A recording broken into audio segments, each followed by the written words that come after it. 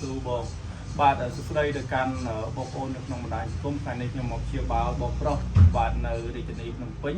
តែប៉ុន្តែបងអ្នកនៅខាងខេត្តណាដែរបងគេវិញស្រុកឯណាស្រុកមេសាមកចឹងប៉ុន្តែអ្នកស្រុកមួយគ្នាទេប៉ុន្តែដោយសារតែបង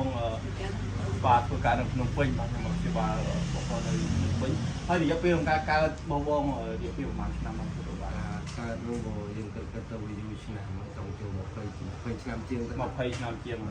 បាទអញ្ចឹងបងប្អូនទាំងគ្នាសម្រាប់ខ្ញុំជាបាល់ជំងឺឬដុំបាត់រាល់ថ្ងៃនេះគឺសិតតែជាជំងឺដែលកម្រិតធ្ងន់ហើយរាល់ថ្ងៃនេះខ្ញុំ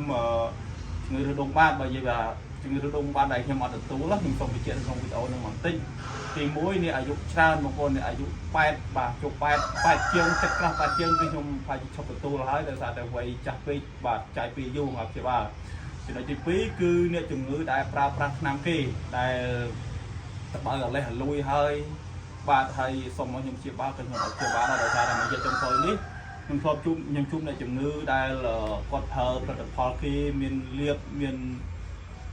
ហាត់បាត់បងប្អូនគឺតបើអាលេះលួយបាទហើយទៅខ្ញុំមកជាបាល់ឡើងវិញខ្ញុំអត់ទទួលទេខ្ញុំសូមបញ្ជាក់បងប្អូន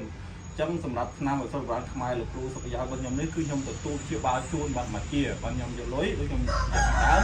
ហើយមិនឲ្យបងប្អូនមានការព្រួយបារម្ភរាល់ការកើតវិញទេព្រោះខ្ញុំមានការជំនាញជូនក្នុងការព្យាបាលបាទបើសិនជាការខ្ញុំព្យាបាលឡើងវិញចឹងថ្ងៃនេះខ្ញុំសូមបញ្ជាក់ទៅកាន់បងប្អូនដែរក្នុងការព្យាបាលរយៈពេល7-8ថ្ងៃទៅតាមអាការៈជាក់ស្ដែងណាបងបាទពេលខ្លះបើទៅកើតយូរទៅបើសាច់បងងាយនឹងសះអាហ្នឹង7-8ថ្ងៃហ្នឹងគឺយើងសះ 100% ប៉ុន្តែបើសិនហ្នឹងជំងឺបងចូល20ឆ្នាំជាងហើយ